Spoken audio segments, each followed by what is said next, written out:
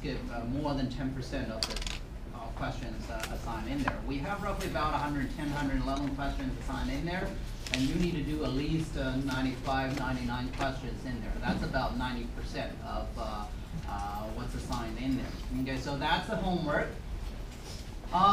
Exam number 1.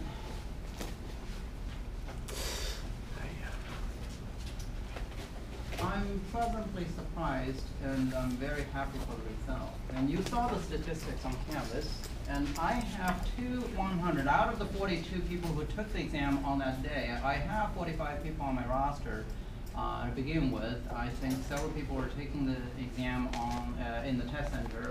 One person may be missing the exam there. And out of the 42 who took the exam on the exam day, I have 10 96s.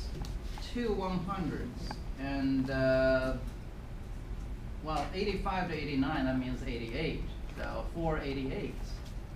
And that's the best I've ever had on the first exam throughout all these years that I'm teaching this course. And I don't feel like I need to take the credit, because I know I'm great, and thank you, and you've done a great job, and keep up the good work. And the second exam is coming up, okay? And this is way better than I expected. And I was one of the class averaged, one of the sections averaged 75.2%, the other 84.4%. I've never had a class average that high. So wonderful, wonderful. And this is probably one of the things that I love about the summer class. And though the pace is very intensive, yet the class normally perform better than my regular spring and fall semester classes there. So congratulations on a good job, well done, and make sure you keep up the good work. Okay, the key there is that you have to do the homework, and you have to take the time to practice, and otherwise it's just next to impossible to be able to do all of these things that you are required to do. So practice is the key there. Okay, and we do see a couple of low 40s and a total of 3 people actually, and that may be an issue of just with these 2 chapters. And really, in those people who didn't do very well on this exam, you need to make sure that you come to see me and talk to me, and we'll sit down, we'll take out the pull out the exam there, we will compare your Scantron, and we'll see what the problem is. We need to identify the problem as soon as possible, and once we identify the problem, then we need to work on the problem so that we can do better on the second exam. And I must tell you, as an instructor, you know, I feel obligated, and this is something that I have to tell my class all the time. The second exam is going to be much more competitive, and it's going to be much more difficult, simply because of the sheer amount of the calculations involved. And we've been doing chapter 3, we've been doing chapter 4. You can already see what's coming in the second exam. The second exam will cover 3 chapters, chapter 3, chapter 4, and chapter 5. Now, chapter 5 is even more calculation intensive when you deal with the properties of gas. And 3 and 4 quantitative, we are trying to quantify chemical reactions there. So a lot of calculation involved in there. And as we always say, when I teach this class there, I mean, there's nothing new in terms of these calculations. It's just dimensional analysis. The challenge is, how do you identify the correct conversion factor? Once you learn how to do that, everything else becomes quite straightforward. So that's something that you do need to pay attention to. On average, I told you this prior to the first exam, on average, the class average will drop based on the past year statistics there. The class average on the second exam is about 20 percentage point lower than the first one. So if this one is 75, 85, we're talking about 55 and 65. And I sincerely hope that's not going to happen, because you've done such a great job on the first exam, and I'm expecting something way better on the second exam.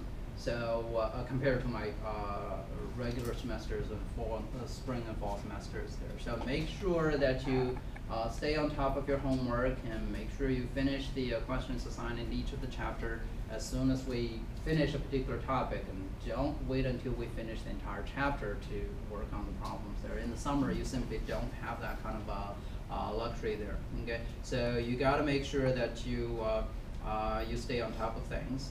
And we are going to continue our discussion in chapter 4. And again, we are in chapter 4. We are dealing with different types of reactions, and we're dealing with the quantitative aspect of chemical reactions there.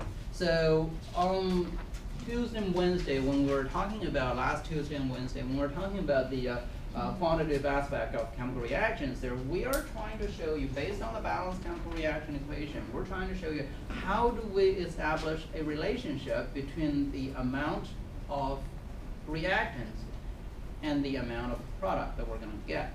So if we have certain amount of reactants, whether in moles or in grams, conversion involved in there, if you're given quantities in grams, you cannot use grams directly in the calculation. You have to convert them into moles. And then once you convert them into moles, there's a molar relationship molar ratio between the reactant and the product, based on the balanced chemical reaction equation. So the first thing is always, and the most important thing when you do quantitative calculations in stoichiometry, the first thing is to balance the chemical reaction equation.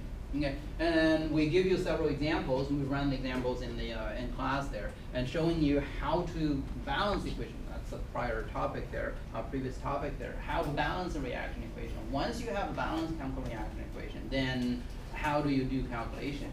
And we showed you that detour there, from grams of reactant to moles of reactant to moles of product, and moles of product to grams of product. And most likely when we ask you questions there, we are asking you how many grams of a particular product, because we can't really measure moles directly on the balance there, and we want to know how many grams you need to measure or how many grams you're going to get.